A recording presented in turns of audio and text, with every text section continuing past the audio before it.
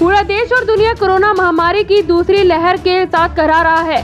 देश की राजधानी दिल्ली की अगर बात करें तो बीते दिनों ऑक्सीजन की कमी से मरीज दम तोड़ रहे थे। ऑक्सीजन के लिए मरीजों के परिजनों को दर दर भटकना पड़ रहा था। ऐसे में एक युवा समाज सेवी रवीश भारद्वाज देवदूत बनकर दिन रात लोगों की सेवा में लग रहे हैं। चाहे लोगों को ऑक्सीजन सिलेंडर मुहैया कराना हो या मरीजों को हॉस्पिटल में बेड दिलवाना या होम आइसोलेशन में रह रहे मरीजों की मदद करना या अपने स्कूल कैब को एम्बुलेंस में तब्दील करके हॉस्पिटल को दान करना, प्लाज्मा डोनेट करने के लिए लोगों को जागरूक करना, रवीश भारद्वाज और उनकी टीम लगातार समाज सेवा में जुटी है। देखिए हमारी खास रिपोर्ट। कोरोना महामारी में जहां कुछ लोग चंद पैसे के लिए जीवन रक्षक दवाओं की कालाबाजारी करने में जुटे हैं, वहीं एक युवा समाज सेवी लोगों को ऑक्सीजन और ज़रूरी चीज़ें मुहैया कराने की जद्दोजहद में दिन रात जुटे हैं। नमस्कार, मैं हूं रामा खत्री और आप देख रहे हैं एक्शन इंडिया टीवी। और इस वक्त हम बाहरी दिल्ली के घोगा गांव में मौजूद हैं। कोरोना काल में जहां लोगों ने अपनों का साथ छोड़ा है, वहीं क्षेत्र के एक युवा समाज सेवी ने मानवता की एक नई मिसाल पेश की है। हमारे साथ क्षेत्र के युवा समाज सेवी रवीश भारद्वाज जी हैं, उनसे बात करते हैं। रवीश जी, स्वागत है आपका। नमस्कार भाई। रवीश, जैसे आपने अभी कोरोना काल था, ऑक्सीजन की बहुत मारामारी थी, आपने ऑक्सीजन, बेड और ज़रूरी जो चीज़ें मुहैया लोगों को कराई हैं, इसकी शुरुआत कहाँ से हुई? आपको कहाँ से प्रेरणा मिली? सबसे पहले तो आपका धन्यवाद भाई साहब, आपने हमारे ऊपर प्रकाश डालने का प्रयास किया। दूसरा, मुहैया हमने नहीं कराई, हम तो एक जरिया बने। मुहैया कराने वाला परमात्मा है, सरकार है। हमने जो शुरुआत की इसकी, वो कुछ घटनाएं इस प्रकार की हुई कि रिश्तेदारी में, परिवार में, अड़ोस पड़ोस में और चारों तरफ जो देश के कहीं भी किसी भी कोने में अगर कोई इंसान मर रहा था तो वो हमारा भाई बंधु ही था। तो रोज़ाना ऐसे कुछ विजुअल्स सामने आते थे जिसको देखकर आत्मा झकझोर जाती थी। तो एक बेचैनी सी हमारे इस पूरे संगठन के अंदर लगी रही और आखिर में हमने निर्णय किया कि अपनी जान को रिस्क पे लगाते हुए हमें घर से बाहर निकलना होगा और लोगों की सहायता करनी होगी। यहाँ से ऐसे शुरुआत हुई। जैसे अभी अगर हम देखा जाए तो जो संक्रमण की जो दर है वो कम है और लोगों को पर्याप्त ऑक्सीजन भी मिल रही है, लेकिन जो बड़ी समस्या इस वक्त है, गंभीर मरीजों के लिए प्लाज्मा की बहुत कमी है। उसके लिए आपने क्या?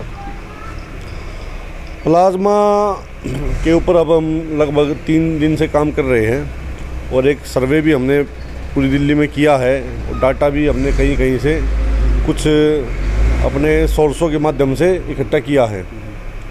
तो उस पर हम काम कर रहे हैं और लोगों से भी हम बार बार अपील कर रहे हैं कि ज़्यादा से ज़्यादा संख्या में हम लोगों को जागरूक करें।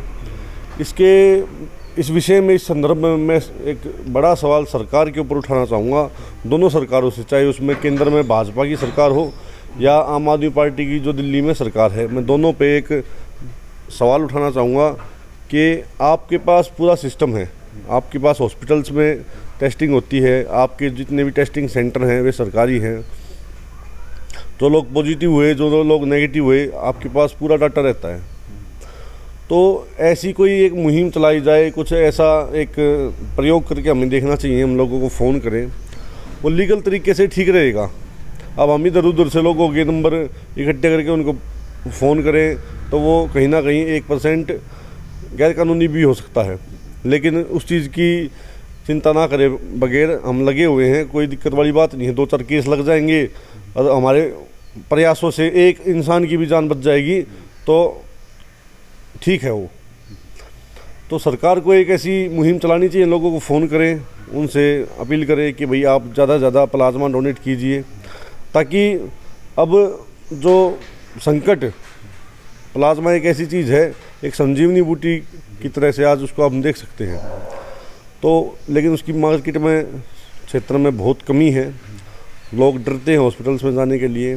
तो मैं सरकार से अपील करना चाहूँगा कि इसके ऊपर एक बड़ा कदम उठाया जाए, जागरूक किया जाए, लोगों को जागरूक किया जाए। बिल्कुल, मैं यही कहना चाह रहा था जी। ठीक है। अभी देखा गया है कि तमाम लोग जो है, कोरोना का ये संकट दौर है, तमाम लोग जो है दवाइयों की कालाबाजारी में जुटे हैं, चाहे वो रेमडेसिविर इंजेक्शन हो या फिर ऑक्सीजन सिलेंडर हो। तमाम लोग इसकी कालाबाजारी में जुटे हैं, उनका क्या कहना है? और भी बहुत सारे इक्विपमेंट हैं, जैसे फ्लोमीटर होता है सिलेंडर्स का, रेगुलेटर होता है, ऑक्सीजन मास्क होता है, कंसंट्रेटर मशीन है, जो भी चीज़ है हर एक चीज़ की कालाबाजारी चल रही है। अब मैं कल, हमारी बुआ जी हैं, वे इंग्लैंड में रहती हैं, उनसे बात चल रही थी, तो उन्होंने मजाक के अंदाज में एक बात कही कि लोग इतने एडवांस हो गए हैं कि दवाइयाँ भी इकट्ठी कर ली, सिलेंडर भी पहले इकट्ठे कर लिए, तो लकड़ी और इकट्ठी कर लें पहले ही। जब इतना ही एडवांस चलना है तो जो लोग इन चीज़ों की कालाबाजारी कर रहे हैं वे लकड़ियाँ और इकट्ठी कर ले। मैं आपको बताऊं, मैंने अभी तक अपने घर के लिए एक भी सिलेंडर नहीं रख रखा। जितने भी सिलेंडर आते हैं साथ के साथ, आज ये तीन कल रात को आए हैं, किसी को दे रखे थे, उनके 10-11 दिन पूरे हो गए, उनका इलाज हो गया, ठीक हो गए, वे कल आए हैं। आज एक तो भी आने लग रहा है, एक भाई अपना यहाँ से टिकरी गांव से आने लग रहा है लेने के लिए, और 2-3 जने अब आज ये चले जाएंगे।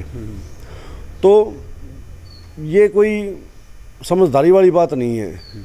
और जिन लोगों ने ऐसे समय पर अपना फ़ायदा देखा, औरों की मौत के ऊपर अपनी रोटियां सेकी, औरों की चिताओं के ऊपर, उनके साथ भी न्याय होगा, उनको भी भुगतना पड़ेगा जी। ठीक है। अभी जैसे सफ़र आपका लंबा रहा, काफ़ी समय से आप काम कर रहे हैं, क्या क्या परेशानी आपको आई? परेशानियां तो काफ़ी संघर्ष करना पड़ रहा है, अभी भी संघर्ष करना पड़ रहा है। देखो, जैसे ऑक्सीजन की जो समस्या थी, ऑक्सीजन नहीं मिल पा रही थी लोगों को, और आपने भी लाइनों में लग के जो है वो ऑक्सीजन ली है, तो कैसे कैसी समस्या पेश आई है? बहुत सारी चीज़ें देखनी पड़ी हैं। बहुत बार हल्का फुल्का खांसी जुकाम या बुखार हो जाता था तो ऐसा लगता था कि हम भी संक्रमित हो गए हैं, लेकिन प्रभु की कृपा से अभी तक सारी टीम बची हुई है, किसी को भी कोरोना नहीं हुआ। ये भी एक चमत्कार ही है, क्योंकि लगभग 50 के करीब साथी हैं और सारे किसी न किसी दिशा में इस समय भी काम करने लग रहे हैं। आप सुबह से लेकर अब तक हम 6 प्लाज्मा तो करा चुके हैं लोगों को मुहैया, और लोगों का सहयोग कम मिल रहा है। और दूसरा ऊपर से डाटा की भी कमी है, लोग रिस्पॉन्स कम करते हैं, लेकिन उसके बावजूद भी हम 6 अभी तक करवा चुके हैं। लगभग एक दिन में 10 लोगों को प्लाज्मा करवा देते हैं, ऐसी अभी फ़िलहाल औसत है। 1 हफ्ते तक का ये है, 1 हफ्ते के बाद हमारा जो है ये आंकड़ा और ज़्यादा बढ़ेगा, बहुत तेज़ी से बढ़ेगा। तो सिलेंडर्स की बड़ी मारामारी, सिलेंडर्स नहीं मिल रहे थे, लोग ले जाते थे, वापस नहीं आ रहे थे।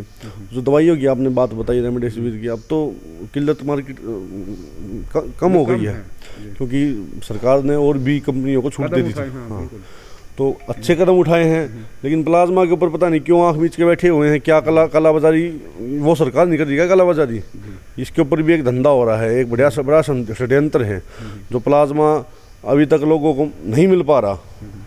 ये एक बड़ा सवाल है, इसके ऊपर चिंता। क्या सुझाव, सरकार को क्या प्लाज्मा के लिए क्या स्कीम लेके आने, क्या नीति बनानी चाहिए, क्या सुझाव आपका? सरकार को एक टीम का गठन करना चाहिए। 100-200 लड़के अगर चाहिए तो मैं अवेलेबल करा दूंगा, निःशुल्क वे आपकी सेवा करेंगे, 1 रुपया भी नहीं देना।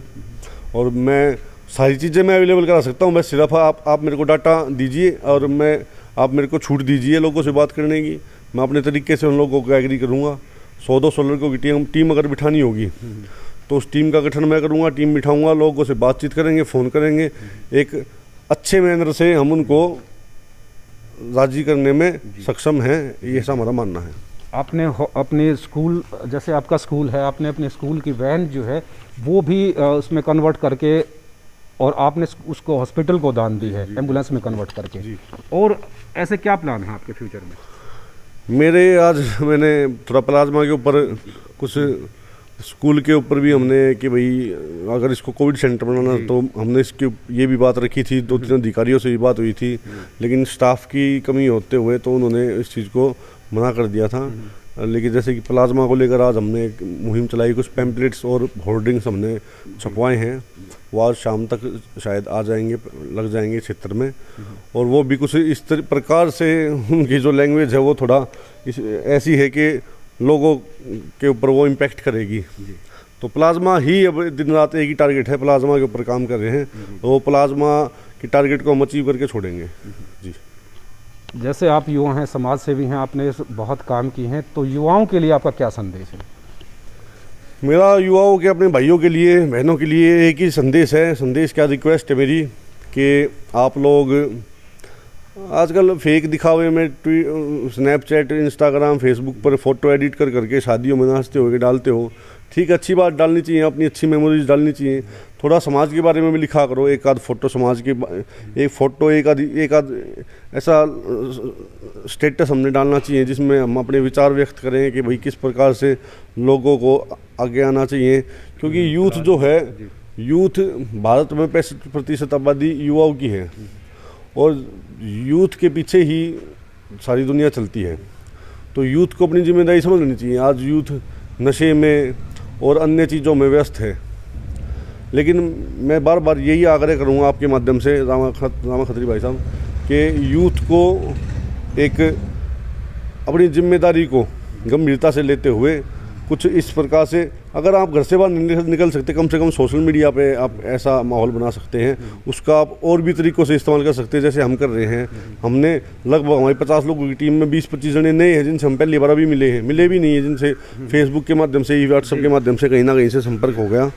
किसी को हमारा काम पसंद आया, किसी का काम हमें पसंद आया, तो हमें लगा कि भाई हमारा लक्ष्य तो एक ही है, तो साथ में मिलकर काम करना चाहिए। बहुत सारे लोग ऐसे जुड़ गए।